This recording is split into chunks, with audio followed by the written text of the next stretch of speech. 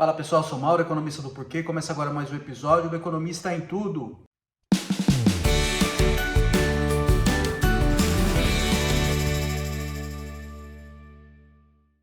Para você que está chegando por aqui, eu convido a se inscrever no nosso canal e a ligar o sino para receber as notificações. Toda semana 3 vídeos novos. E também a visitar o nosso site www.porquê.com.br, que tem bastante conteúdo escrito lá. Hoje eu vou falar do Copom, né, o Comitê de Política Monetária, do Banco Central, que teve a reunião na semana passada. E o Comitê de Política Monetária toma decisões sobre os rumos da taxa de juros básica da economia, que é a Selic. E a decisão do Copom foi manter mais uma vez a Selic nesse patamar alto, que a gente já está vendo há alguns meses já, de 13,75% ao ano. Isso já era esperado, queria manter, porque vem falando nas reuniões passadas que manteria o juro nesse patamar, depois de subir bastante, manteria nesse patamar durante um tempo. Eu acho que se esperava alguma sinalização de quando e como começaria a cair a Selic. E não teve essa sinalização. Na verdade, não teve nada nesse sentido de dizer, olha, a partir da próxima reunião ou a partir de tal mês, a gente vai começar ou vai estudar um processo de derrubada na taxa de juros da economia, da taxa de juros básica que é determinada pelo Banco Central. Então, acho que frustrou muita gente. Eu mesmo estava esperando alguma sinalização. Acho que ainda tem uma chance de acontecer na ata do Copom, que vai sair na terça-feira. Mas, assim, jogou um balde de água fria em muita gente que estava esperando que a gente teria logo o processo de derrubada na taxa de juros. Bom, lembrando por que a taxa de juros subiu desse jeito, né? Durante a pandemia, a economia afundou e a inflação despencou também ali, né? Com a diminuição da demanda na economia, e ela despencou no mundo inteiro. O Banco Central baixou a taxa de juros porque a inflação estava baixa e aí precisava estimular a economia. E a taxa de juros chegou lá, incríveis 2% ao ano. E aí, com a volta da inflação, não só no Brasil, mas no mundo inteiro, o Banco Central começou uma subida bastante agressiva na Selic. A inflação ela não deu trégua, ela chegou a passar de 10%. E o Banco Central continuou esse processo de subida na taxa de juros. A gente teve 2 anos aí consecutivos em que a meta de inflação foi furada. Em 2021 por larga margem, em 2022 foi furada aí por uma margem menor, mas ainda assim não foi cumprida. E o Banco Central chegou nesse patamar de 13,75 e anunciou que manteria nesse patamar alto, não subiria ainda mais, mas manteria nesse patamar alto durante um tempo para que a inflação embicasse para baixo. E ela de fato embicou para baixo. A inflação começou a cair, caiu muito. E hoje, por exemplo, se você pega o intervalo de 12 meses, o dado mais recente que a gente tem, a inflação de 12 meses já está abaixo de 4% ao ano. E a hora que a gente olha para a meta de inflação para esse ano, a meta de inflação para esse ano é 3,25, só que tem um intervalo de tolerância de 1,5 pontos percentuais para cima e para baixo. Então, o teto do intervalo de tolerância é 4,75 e a inflação de 12 meses já está dentro, já está embaixo de 4. É verdade que ela deve subir ao longo do ano. Por quê? Porque no ano passado a gente teve meses ali de inflação negativa, de deflação, muito em função de decisões do governo Bolsonaro de derrubar temporariamente impostos sobre gasolina, impostos sobre combustíveis, impostos sobre energia. E isso artificialmente puxou a inflação para baixo. Por que a inflação vai tender a inflação de 12 meses vai tender a subir aí ao longo desse ano? Tá? Porque no ano passado a gente teve períodos de inflação negativa, muito em função de decisões do governo, ainda na gestão Bolsonaro, de cortar temporariamente impostos sobre combustíveis e impostos sobre energia. E esses são itens que pesam muito no índice de inflação. E eles acabaram, isso fez com que a inflação temporariamente ela ficasse num território negativo durante 3 meses.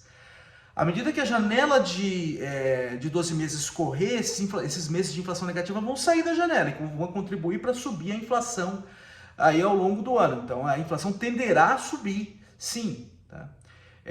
Mas de qualquer jeito ela vem surpreendendo para baixo a inflação, o que gerou uma expectativa assim, olha, parece que o problema está mais ou menos controlado. ela vem nos surpreendendo para baixo. O Banco Central pode ter uma segurança maior de começar uma queda na taxa de juros sem pressionar a inflação, sem pressionar muito a inflação. Além disso, você tem o dólar baixo aí que vai contribuir para segurar a inflação ao longo do tempo, nos próximos meses. As expectativas de inflação também estão se ajustando de acordo com isso, elas estavam muito altas e ainda estão se ajustando, apesar de elas ainda estarem altas. E além disso, a hora que a gente olha para o juro de longo prazo, o juro longo da economia, que tem a ver com títulos do governo que vão vencer daqui 5, 10 anos, a gente já vê uma queda nesse juro, tá? Que é reflexo também da situação fiscal do país, da expectativa da situação fiscal do país, que está melhorando, que tem a ver com a aprovação do arcabouço fiscal e ele, assim, andando bem no Congresso e devendo se consolidar, tá? O arcabouço fiscal ainda tem muitas questões em cima dele, mas já é melhor do que tinha antes, que era basicamente nada, tá? Tinha o teto dos gastos, que foi desconfigurado, depois o governo falou em tirar o teto dos gastos, não colocou nada no lugar, já é melhor do que tinha antes que nada. Então a situação fiscal do país, a perspectiva fiscal do país melhorou. Isso contribuiu para que o juro venha caindo, o juro longo venha caindo. Então toda essa conjuntura pareceu sinalizar para muita gente que o Banco Central poderia começar uma queda de taxa de juros logo, tá? Não agora, mas poderia ter alguma coisa ali no comunicado dizendo, olha, na próxima reunião em agosto a gente vai estudar uma queda no juro, ou deve começar uma queda do juro. E não veio nada nesse sentido, tá? Então isso foi um balde de água fria para muita gente. O que a gente observou ali logo na sequência, né? Então, eu tinha falado aqui em vídeos anteriores que teve ali uma mini euforia no mercado financeiro, aí, tipo, a bolsa foi muito bem, e isso teve a ver com a divulgação ali do dado da inflação abaixo do esperado, que poderia sinalizar que o Banco Central iria começar mais cedo, tá? Agora a gente viu justamente o contrário, depois do anúncio do Copom, depois do comunicado do Copom, não dando muita sinalização do que faria no futuro, o que parece indicar que essa perspectiva de juro baixo mais cedo não acontece. E aí, a hora que a gente olha para o mercado financeiro, a gente vê a reação no sentido contrário, a bolsa caindo. Tá? Por que a bolsa cai? Porque uma perspectiva de juro mais alto, e aí no caso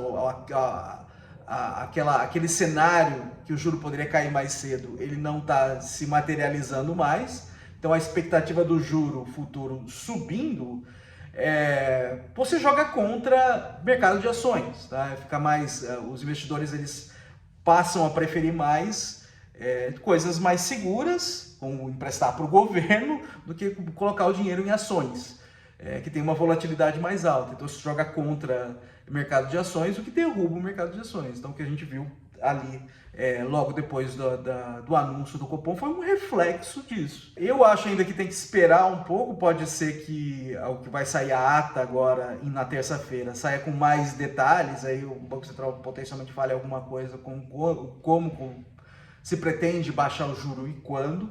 Tá? O juro eventualmente vai ter que cair, porque o próprio Banco Central reconhece que ele está no nível mais alto do que o nível de longo prazo, justamente para combater essa inflação mais alta. Mas o que parece que o Banco Central está entendendo o porquê que vai manter esse juro mais alto é para empurrar essas expectativas de vez para baixo. Tá? Então está um pouco conservador nesse sentido. As expectativas, ainda que elas tenham se ajustado bastante, elas ainda estão altas. E dentro do sistema de metas de inflação, você controlar as expectativas é crucial para que você controle a própria inflação. Por quê? Porque com expectativas ancoradas, o que a gente diz assim, é o termo que se usa, quem está remarcando o preço já começa a fazer remarcações mais baixas hoje. Você consegue controlar a própria inflação. Então, quando o Banco Central fala assim, a inflação no fim do ano vai estar em 3, que é a meta de inflação, que ele tenta perseguir, vai estar próximo ali de 3,25, quem está ajustando o preço hoje já meio que toma isso como uma referência. Se isso deixa de ser uma referência, o próprio sistema de metas para de ter a sua função de guiar as expectativas.